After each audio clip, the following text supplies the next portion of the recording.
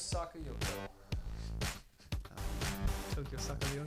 No, not working for you. No. Maybe not. Swing and a miss, but doesn't matter. Welcome back, guys, to another episode of the Kansai Collective. As always, you know who it is. It's Asa Quesenberry. Joining me always, the man, my host, Zane, live in the Kansai, baby. Kansai. Good to see you again, Zane.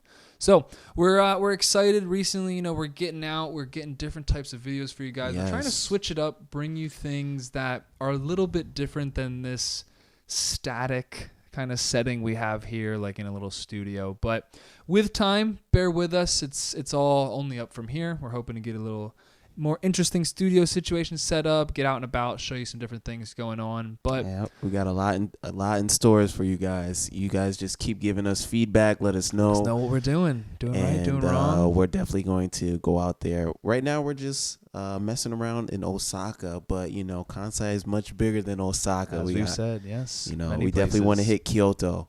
So the more you guys support us, the more that you let us know what we're doing right, what we're doing wrong, the better it is for us that we can grow and provide you guys some better content. So if you've been with us from the beginning, we thank you. If it's your first Kansai Collective episode, welcome. We are here to showcase you guys the people, places, businesses that make Kansai, Japan one of the up-and-coming places in this country. So a lot of the talk we've gotten some feedback from people, and some of you guys are curious about what types of jobs are available for foreigners here in Japan. Yeah, like for me, and I think for mostly everybody, we start out with teaching English. Teaching, yes. I know when I first was looking to come to Japan, how do you get a visa? How go Japan? How get Japan? And yes, the first thing that came up was teaching English. Yeah. So teaching it's kind of now. I will use the phrase a necessary evil. I don't want to knock teaching too much because I would say 9 out of 10, 9.5. You can't have 0.5 a person, but most foreigners you meet in this country they've taught English or they've taught their respective language. It is what it is, and here in Osaka we say shanai. It is what it is. You can't really do much about it. It has its merits. It has its kind of disadvantages. Some people really enjoy teaching and they genuinely love teaching. So that's why I don't want to knock teaching, because if you're the type of person where you enjoy that atmosphere and you enjoy helping people grow, teaching is a great option here in Japan. You will always have a job. There's always job opportunities for teachers, even if they're not, big schools or big companies. There's tons of little homegrown, schools or cafes that love to have people. So for the most part, like if you're overseas and you're looking to come to Japan, you're going to the basic requirements is that you graduate from a college. Oh, yes, definitely necessary. That your native language is English, and pretty much if you meet those requirements, you can get a job anywhere. Very true. In Japan. Very true.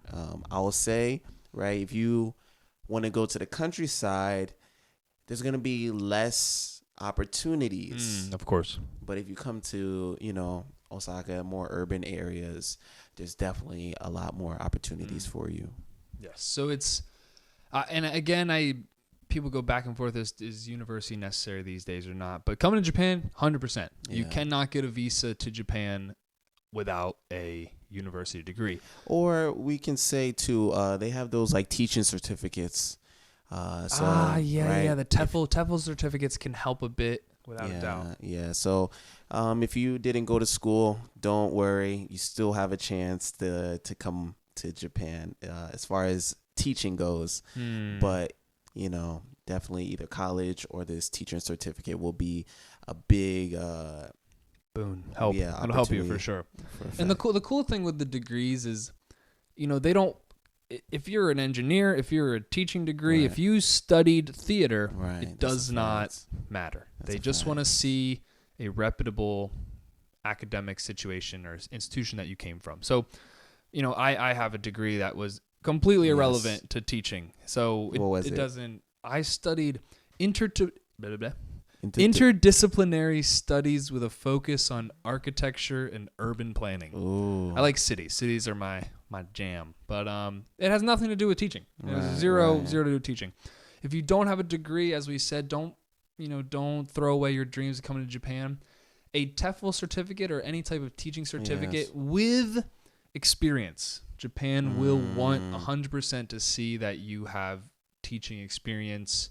So that's kind of option B, but a degree will get you quite far. So also, I don't know if it's an option. You might want to go to another country that takes foreigners to teach English, right? Yeah. And then build some experience up over there. And then you can apply to Japan. And because you have some experience, they're more willing to take you. Again, there's true. Like a risk, right, of taking someone from overseas because the visa application to get a visa is very difficult, as Asa was saying before. So, experience is definitely key.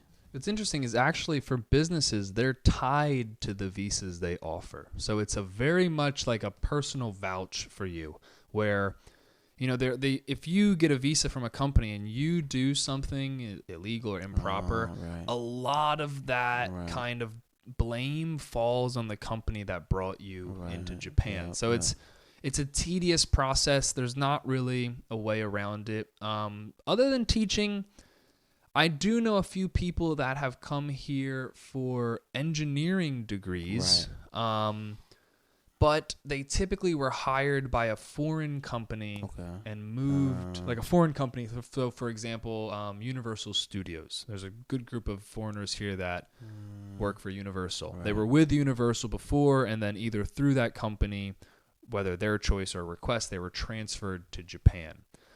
That's a pretty standard way of coming for non-teaching options, but again, you have to go through getting involved in said company, and we're not really too versed on that. Yeah. But teaching is 90% of people teaching.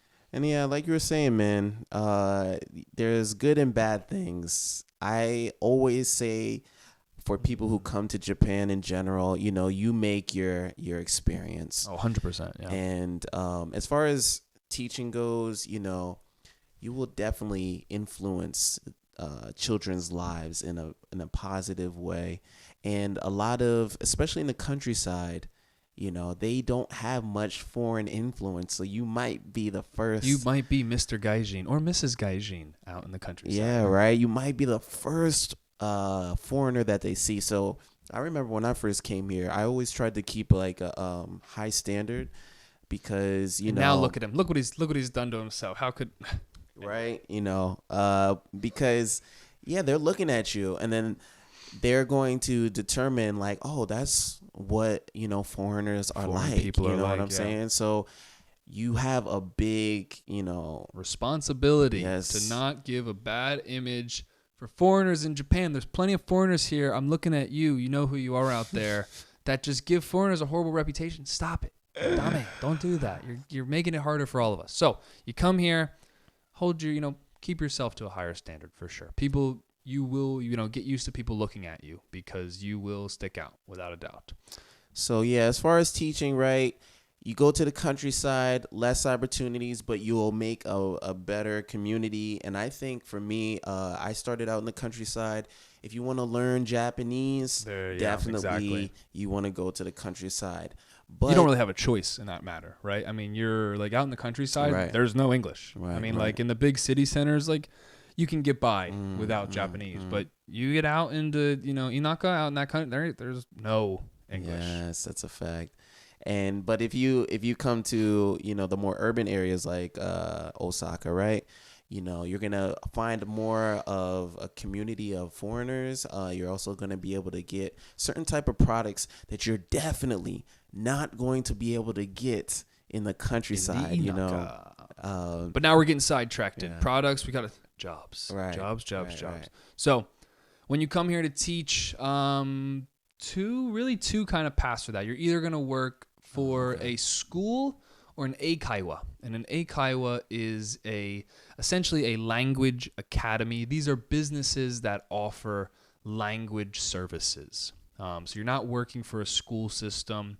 There are hundreds of eikaiwas in yes. Japan. Some of the big ones, we have companies like Nova, ECC, GABA, Eon. That was another one. Yes, there's tons. I personally came over with Nova.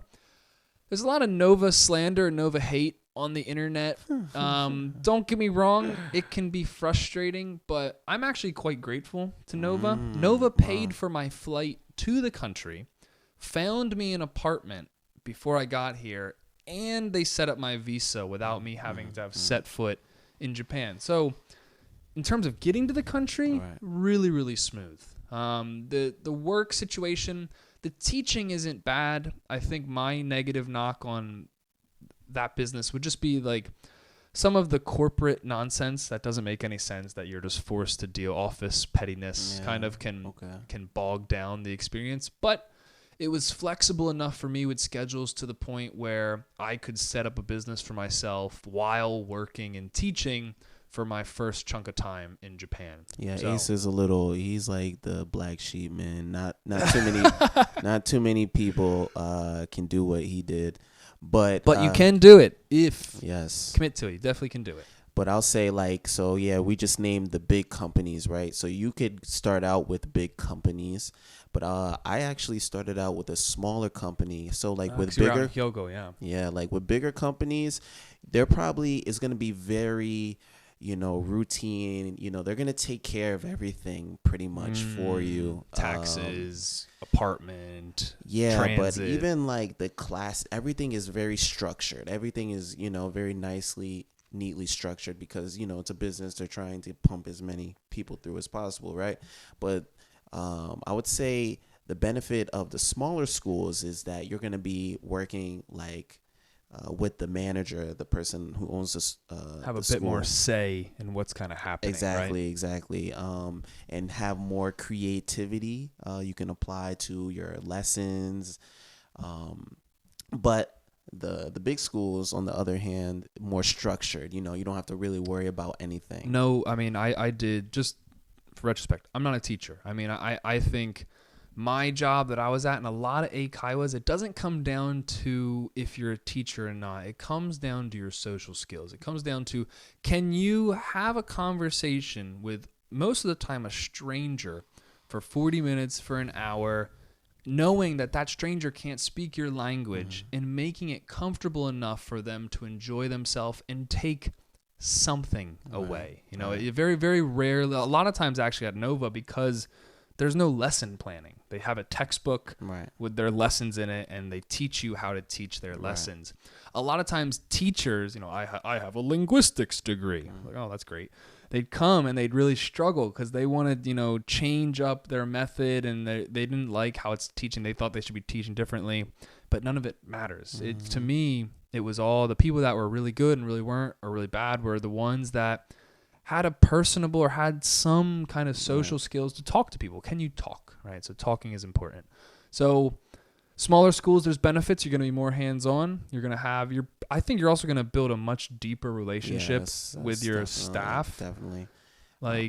Big corporations, it was like they're just pumping foreigners in and out. They rely on that business model. So you don't really, the Japanese side and the English side, like the teachers, in my company, were really separate. And there's very little cross relationships. I would say too, if you want to learn Japanese, the bigger companies are probably going to make you stray away from learning. Oh, it wasn't English. Allowed. You couldn't use Japanese at the job. It was only a fully English immersive environment. And I'll tell you, if you want to learn Japanese, especially if you're in Osaka, oh man, it's going to be very difficult. That was and that's my big issue. Is I spent my first you spent your first 2 years in the countryside, and you can really see that in your Japanese language ability. To me, where I wasn't allowed to use Japanese, and it's just a lot of Japanese is just using it in your everyday situation. So for my first 2 years, I wasn't allowed, whereas your first 2 years you kind of had to. So big differences in kind of the progression of your Japanese. Man, I mean, this is a very deep subject. So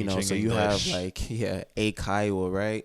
But then I also worked at schools as an ALT, assisted language teacher. And that's way different than these Eikaiwa schools, because the Eikaiwa schools, pretty much the parents have to take the kids to the school and say like they want to learn English as an extracurricular activity, right? But in school, right, every kid is learning it. So, it's just like a subject. If you don't like English, you know what I'm saying? Those kids are going to be in there. And so you got to, deal with that. It's it's a whole different environment and a whole different ball game. And there's pluses and minuses to both. I like both. But let's just say you're going to teach a lot more like in the ALT, because it's like 30 kids in a class. Could be overwhelming. Yeah, mine was 3 to 5 people tops. Oh, really? A lesson, yeah, 3 to 5 people. So and for a lot of the times for the upper level students, you're really just conversating. So you build relationships with these people. They come in, they pay you to talk to them, right? So not to knock the Eikaiwa system, but a lot of it is like that. But this is deep. I mean, we're gonna have to do a whole separate teaching English lesson. But I think the point is really with working in Japan, there's 2 parts. The first part is what jobs get you to Japan. And the second part is what things become available once you're here in Japan. So, okay, you're done. You watch this video. You're like, I'm in Japan. I want to learn other things. I want to learn what I can do once I'm there. I don't want to teach forever.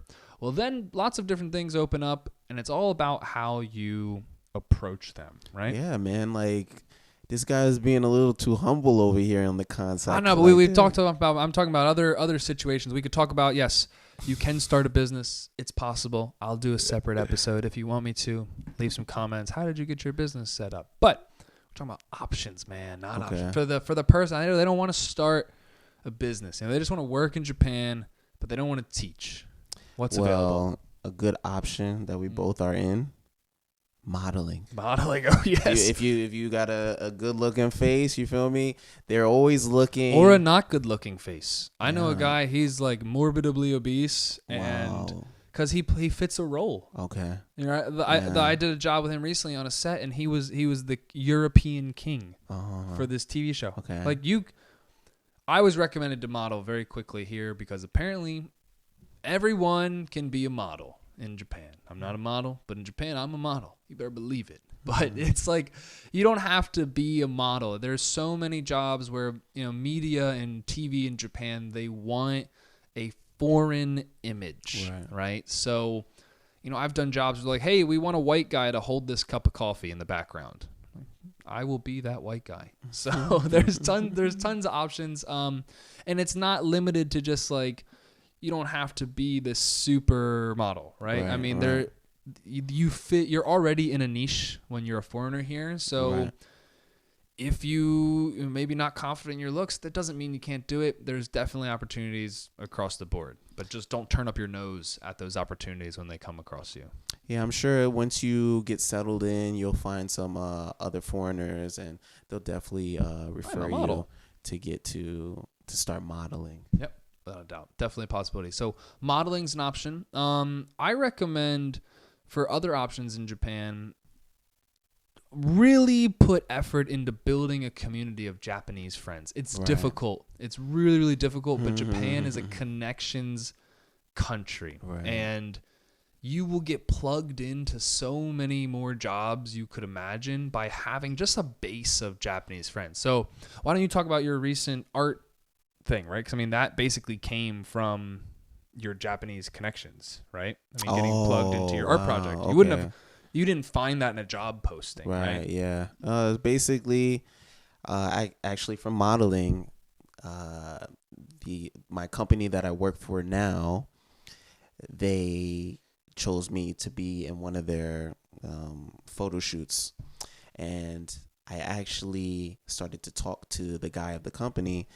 And we really made a great connection. They became bros. Yeah. And he was like, yo, I have this opportunity for you. Maybe you'll be interested. And yeah, we talked like maybe 2 or 3 days later. And he's like, yeah, man, I would like you to be this art director for our company. And, he went into details, more information. But this job was like perfect for me. It was fell into his lap. Yeah, and it's definitely like Asa said, definitely connections. You know what I'm saying? If you like, if you like, oh, I want to do this out here, you just kind of manifest that little by little. Yep. Keep saying what you want to do.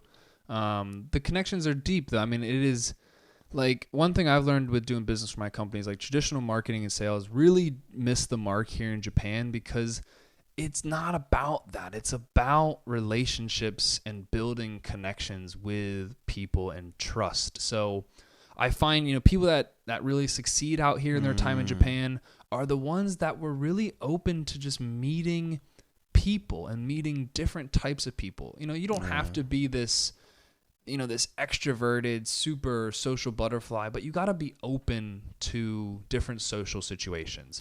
The people that don't do well are the ones I find that just lock themselves that's in a their fact. rooms, right? So like you said, you're going to start out in the English world, right? You dive in, you're living in this English world, but then, this English world becomes your experience. This is what the bubble of Japan, right? And it can be intimidating to jump out of that bubble, but if you don't, right, you will stay stuck in that bubble. That's another episode, and we'll title that The Gaijin Trap, which I was warned about very quickly. Wow. Definitely a whole different episode because that's also super deep. We'll get back with a Gaijin Trap episode. But I will say, right, so again, English is a good base, but remember why you came here or, what it is that you want to do, right? And then you need to start branching out, finding these little communities that have whatever it is that you want to do. I know, like, for example, another job that you can do is teaching, but like if you do like a certain sport, maybe you do basketball training. Or you know what I'm saying? You can start teaching your students basketball with English. You know what I'm saying? It's just, it puts a little flavor. It separates you from the 10 billion English teachers in Japan because there's a lot of us. But adding those varieties are always good, right? That's how you separate yourself. So you can, you took a different approach. I thought you were going to say training. I know a couple personal trainers out here, came over here for sports. And then it's very called gaiyatsu, which means like pressure from abroad or foreign pressure. And it's pretty prevalent in Japanese society, like where, let's say you're a college student, right? And you want a personal trainer and there's a Japanese personal trainer or a foreign personal trainer. Right. People might lean towards the foreigner because you're unique in that sense. Right. You provide a situation of maybe practice a language at the same time as you're saying. Right. So there's different ways you can leverage that, but training, teaching, again, you can always work for a big company, get transferred here, but you're here, you're trying to work. Modeling is one. Going to your local bars, if you can hit it off with the bartender, you definitely can get like an under the table bartending job. Man, one of my friends, he actually applied when he was teaching English for to teach to be a tour guide. Tour guides, yeah, very good choice. So he was in Wakayama at Koya-san, a very famous temple on top of a mountain, and he lived there for like a year, just giving beautiful tour guides, just man. Teaching people. Yeah, definitely. My God. Tour guides are big. If you're in one of the best parts about Kansai is we are the culture center of Japan. So tour guides are much more prevalent here than anywhere else in the country because we have Kyoto, we have Nara, we have Wakayama, and even Shikoku. They have this kind of circuit of 88 temples on that island. So there's tons of tourist-flavored tourism jobs that become available. People in that industry tend to have, like the Japanese side, tend to have enough English because they're targeting English speakers. Now, COVID time is a bit different, but it's not going to last forever, and it's all going to return. But that was a very good one. Tour guides, I didn't even think about that. Yeah, no. So tour guides, I would say another opportunity that comes up for people outside of the schools, outside of teaching, would have to be the art side. Okay. I mean, but not like, so we recently interviewed Eric, Viva L'Amour. We see you, boy. Hope you're watching. Yeah. But studying the arts, Yeah. There's art appreciators that come out here. Or you appraisers, art appraisers. We'll have someone on this show pretty soon. They could probably give you a bit more insight about appraising art in Japan. But I know there's a whole visa program set up to come over here and learn about the Japanese arts and then work in that field. And don't forget about Jeremy, man. He's a localizer. Localizer, yes. Taking content from one country and making it appropriate for the other. Yeah, that's another big market for foreigners. You just have to have good language skill, good enough Japanese. So like having so you got your degree, but having also a Japanese language proficiency test. If you take that test, that would really help you to get a job in other type of companies as well. Some of the big ones I know just from being in the business space, as you're saying, translation localization is huge. Takes a bit of time for the language skill to come up. If you come to Japan and you learn Japanese, the many doors open. Yes. I'm not sure if they're doors you want to walk into. Personally, I wouldn't want to work for a big Japanese corporation, just not my vibe. But the language requirement, once that's kind of taken care of, lots of things open up. I know foreigners, and this is growing more in Osaka, but it's pretty prevalent in Tokyo, is recruiting jobs. Lots of big recruiters.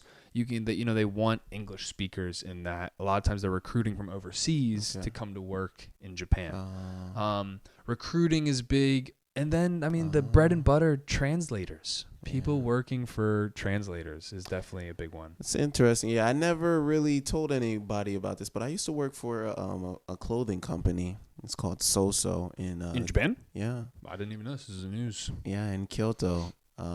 Basically, they just had a help wanted sign, and I applied. And because my Japanese was good, and then I was very interested in fashion, of course, right? They hired me, and it was a good experience.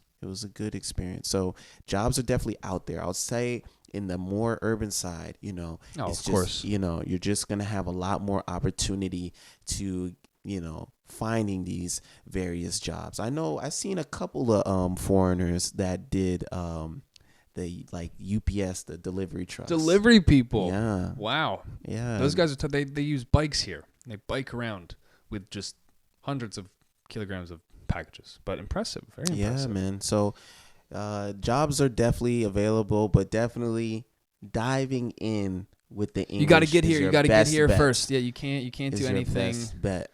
I would just say it's not like a country where you're not going to find a posting for a job in Japan and then go there for that. Like you would in other countries, right? You're not going to find a job to work as a chef and just move here and do that, right? You got to get here first is step number one. And for most people, that is teaching. Once you're here, many things open up if you put in the effort. You can't sit in your house all day. Yeah. You have to go out and you got to start meeting people and building that network, because it's you are your strongest asset out here. Every time you're out and you're meeting people, you're selling yourself, and you're basically branding yourself. You're giving yourself a brand, and that is really important, and that really determines how things go. Really quickly, I think one more thing I also forgot: hotels. Hotels also hire foreigners. True. Definitely, that's very true. You can work at some of the bigger, the Hilton, Marriott, those big, luxury hotel places have lots of foreigners that work with them. So, one thing to keep in mind. But this is just, again, brief kind of overview of some things we've seen people do, things we know people do. We kind of brought up some little topics we could definitely we'll dive touch on into. them again. And this is just the work side, right? You could also come on here on different types of visas that will allow you. Oh, very true. Which visas allow what? Yes. Yeah, because all these things we said, you need a visa. And you can definitely run into visa issues. You should expect you will run into visa issues. Yeah. enjoy your local immigration office because you will be there quite a bit. But guys, thank you again for hopping on, joining us for another episode of the Kansai Collective. We're going to hope this summer, not hope, but we're going to be bringing you guys more content, switching it up, some different places. So please stay tuned. If you like this video, be sure to like, subscribe, share, tell your friends, tell your Japanese loving friends that Kansai Collective is where it's at.